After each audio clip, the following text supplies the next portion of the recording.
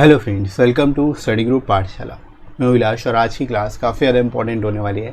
इसमें हम लोग डिस्कस करेंगे एक इंपॉर्टेंट ऐसे को, और ये ऐसे होगा क्वाड्रिलेटरल सिक्योरिटी डायलॉग यानी क्वाड पर।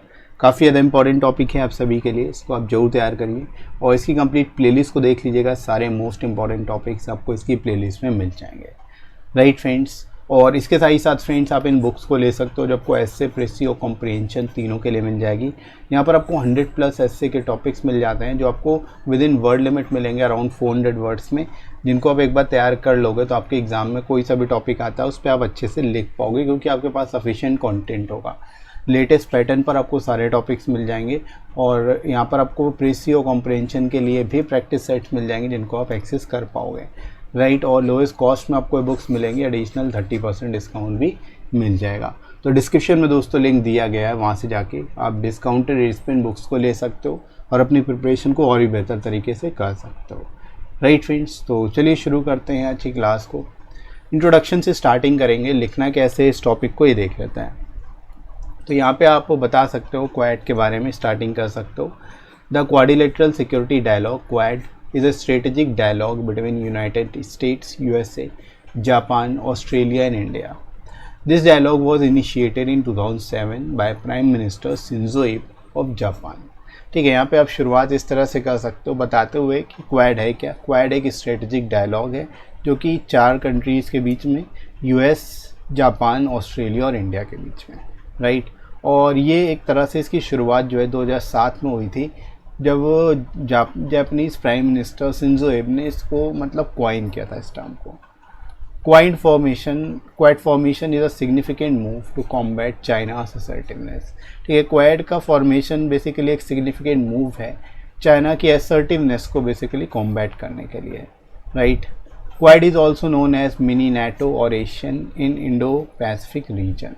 ठीक है, क्वाड को हम लोग मिनी नेटो या फिर एशियन के नाम से भी जानते हैं, राइट। तो यहाँ पे आप इस तरह से शुरुआत इसकी कर सकते हो, स्टार्टिंग इस तरह से आप इसकी कर लोगे, राइट। इसके बाद देखो, quad group's intent is to keep the critical sea routes in the Indo Pacific free of any influence especially of China. ठीक है, क्वाड ग्रुप का इंटेंट क्या है कि जो क्रिटिकल सी रूट्स हैं इंडो पैसिफिक रीजन के, उनको फ्री ऑफ इन्फ्लुएंस रखा जाए चाइना से। ठीक है, चाइना के इन्फ्लुएंस से उसको फ्री रखा जाए, इसीलिए बेसिकली क्वाड ग्रुप को बेसिकली डेवलप किया गया, right. The quad group works to tackle common challenges of terrorism and proliferation. ठीक है, क्वाड का मेन वर्क क्या है कि जो कॉमन चैलेंजेस हैं इन कंट्रीज़ के बीच में, उनके बीच में जो टेररिज्म है, जो प्रोलिफरेशन की प्रॉब्लम है, इसको टैकल किया जाए, इसको सॉल्व किया जाए, राइट। इस वजह से इसको जो है इंक्लूड किया गया, इस वजह से इसको जो है स्टार्टिंग की गई है, राइट। तो इस तरह से आप यहाँ पे इसकी इंटेंशन को बता सकते हो। शुरुआत में जो बेसिक इन्फॉर्मेशन है इससे रिलेटेड वो यहाँ पे दे सकते हो, राइट। आगे बढ़ते हैं friends. Recently the 4 countries participated in Malabar exercise 2020। ठीक है, मालाबार एक्सरसाइज के बारे में आप बता सकते हो। 2020 में 4 कंट्रीज़ ने जो है एक तरह से पार्टिसिपेट किया था। स्टार्टेड इन 1992 में मालाबार एक्सरसाइज की स्टार्टिंग हुई थी as a novel exercise between India and US. ठीक है, इंडिया और यूएस के बीच में। And later saw participation of Japan and Australia. बाद में इसी में जो है जापान और ऑस्ट्रेलिया ने भी पार्टिसिपेट करना शुरू किया है, राइट। तो इस तरह से यहाँ पे आप बता सकते हो, इस तरह से जो है क्वाड के कि मतलब किस तरह से क्वाड जो है इस्टेब्लिश हुआ, क्या बेसिकली रिलेशन रहा, ये बता सकते हैं यहाँ पे। The quad grouping is significantly important for India. अब ये इंपॉर्टेंट क्यों है इंडिया के लिए, ये भी आप बता सकते हो। It has deepened India's ties with US, Australia and Japan, with benefits in diplomatic leverage and sharing of burden in defense.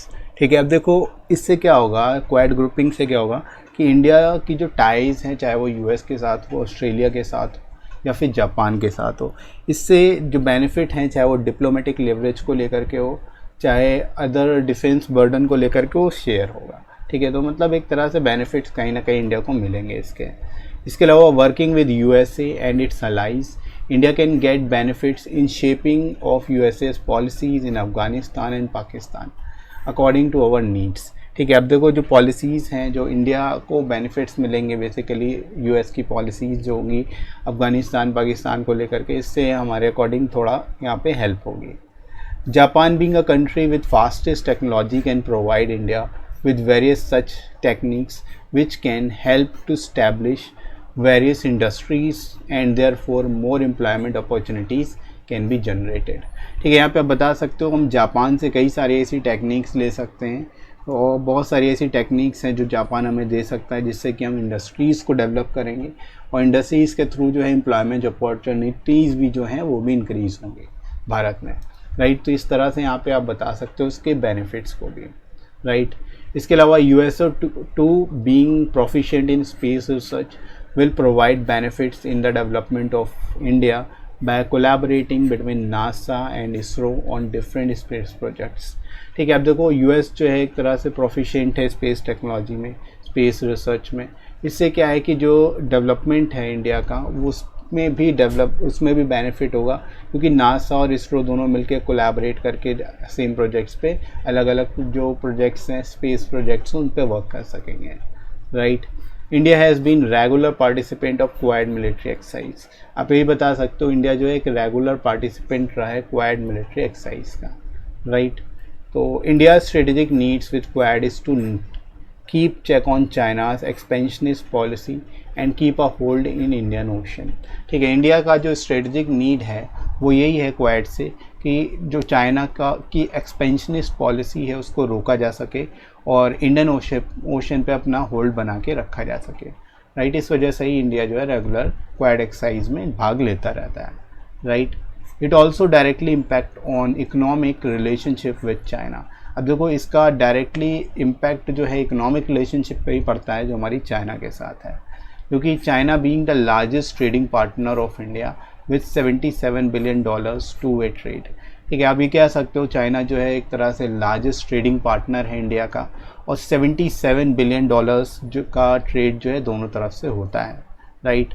Also 95% active pharmaceuticals ingredients and electronics come from China. ठीक है, इसके अलावा फार्मास्यूटिकल्स इंग्रेडिएंट्स हों या electronics items हो, ये सभी चीज़ें करीब 95% जो है वो चाइना से ही आता है। तो इस तरह से हमारा जो इकोनॉमिक रिलेशनशिप है उस पर भी इम्पैक्ट पड़ेगा क्वाड का, राइट। तो इस तरह से यहाँ पे आप इसके बारे में भी जो है मेंशन कर सकते हो, बता सकते हो। इसके बाद आगे बढ़ते हैं। Quad nations can not provide military support to each other in case of conflict with third party.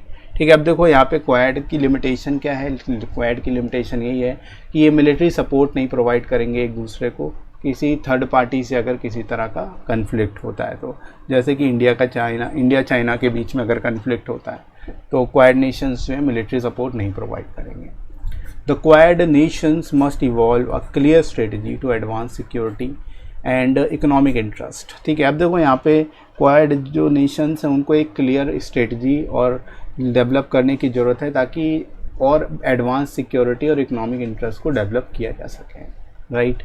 The quad nation need to better explain Indo Pacific vision with the objective of advancing economic and security interest of Asian nations to counter China effectively। ठीक है, China को encounter करने के लिए जो है एक तरह से और भी बेहतर तरीके से और बेहतर बेसिकली विज़न की ज़रूरत है, प्रॉपर ऑब्जेक्टिव्स होने चाहिए ताकि हम चाइना को इफ़ेक्टिवली काउंटर कर सकें, right. Quad can be used for any search and rescue operation in Indo Pacific reason. अब क्वाड का हम कई तरह से उपयोग कर सकते हैं, सर्च एंड रेस्क्यू ऑपरेशंस में भी क्वाड की हेल्प ली जा सकती है। One of the basic goal of Quad is to ensure free and safe navigation of trade routes in the region by combined naval power of all the nations। ठीक है, यहाँ पे आप कह सकते हो एक तरह से कि जो बेसिक गोल है क्वाड का वो यही है कि फ्री एंड सेफ नेविगेशन होगा, फ्री जो ट्रेड रूट्स हैं उनको क्योंकि जो नोवल पावर्स हैं वो कंबाइंड हो जाएंगी सभी नेशंस की, राइट। तो इस वजह से सी रूट जो रहेगा वो और भी ज़्यादा सेफ रहेगा और फ्री होगा कि बिना हसल फ्री होगा, राइट।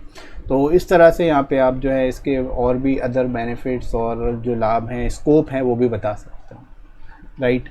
इसके बाद फाइनली दोस्तों हम लोग मूव करते हैं कंक्लूजन की ओर।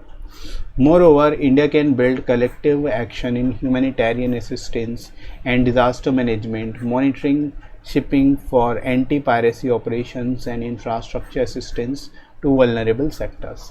ठीक है, एक तरह से आप कह सकते हो इंडिया जो है कलेक्टिव एक्शन ले सकता है, बिल्ड कर सकता है, ह्यूमैनिटेरियन असिस्टेंस प्रोवाइड कर सकता है डिज़ास्टर मैनेजमेंट के लिए, और जो एंटी पायरेसी ऑपरेशंस हैं उनको मॉनिटर किया जा सकता है, स्ट्रक्चर असिस्टेंस दी जा सकती है उन वल्नरेबल सेक्टर्स को। India should also develop comprehensive vision to engage its strategic partners and further expand Quad। ठीक है, एक तरह से इंडिया को और भी कॉम्प्रिहेंसिव विज़न डेवलप करने की ज़रूरत है ताकि जो स्ट्रेटेजिक पार्टनर्स हैं उनको भी इंगेज किया जा सके और फर्दर हम क्वाड को इंक्रीज़ कर सकें, राइट। इसके बाद देखो फाइनली हम लोग मूव करते हैं लास्ट पैरा में। In order to secure its national and regional interest, India should focus more on maritime sphere and should mold its neighborhood first policy to maintain stability and peace in the region। ठीक है, एक तरह से आप कह सकते हो secure और नेशनल रीजनल इंटरेस्ट को सिक्योर करने के लिए इंडिया को मैरीटाइम स्फीयर पे और ज़्यादा फोकस करने की ज़रूरत है, साथ ही साथ अपनी जो नेबरहुड फर्स्ट पॉलिसी है उसको भी और अच्छे से मोल्ड करें ताकि एक तरह से स्टेबिलिटी और पीस जो है रीजन में मेंटेन की जा सके, राइट। तो इस तरह से दोस्तों आप इस टॉपिक को लिख सकते हो बेस्ट तरीके से, और आई होप आप लोगों को समझ आया होगा लिखना कैसे है एग्ज़ाम में, और ये टॉपिक अगर पूछा जाता है तो आप इसको कैसे लिखोगे, राइट। तो इसी तरह से आप बाकी के टॉपिक्स भी तैयार करते रहिए। साथ ही साथ ये वीडियो आपको कैसा लगा कमेंट करके ज़रूर बताइएगा। वीडियो हेल्पफुल लगा हो तो लाइक ज़रूर करिएगा, इस वीडियो को शेयर करिएगा अपने सभी दोस्तों में, और सब्सक्राइब कर लीजिए चैनल को अगर आप में से कोई नया है तो, राइट। और साथ ही साथ आप लोग टेलीग्राम चैनल को भी ज्वाइन कर सकते हो जिस पे आपको सारे इंपॉर्टेंट पीडीएफ्स और क्लासेस की नोटिफिकेशन भी मिल जाएंगी, राइट फ्रेंड्स। तो इसका लिंक आपको डिस्क्रिप्शन में दिया गया है और कमेंट सेक्शन में पिन कर दूंगा, वहाँ से जाके आप इनको ज्वाइन कर सकते हो, राइट फ्रेंड्स। तो अभी के लिए इतना ही, नेक्स्ट मिलते हैं अगली क्लास में। Thanks for watching.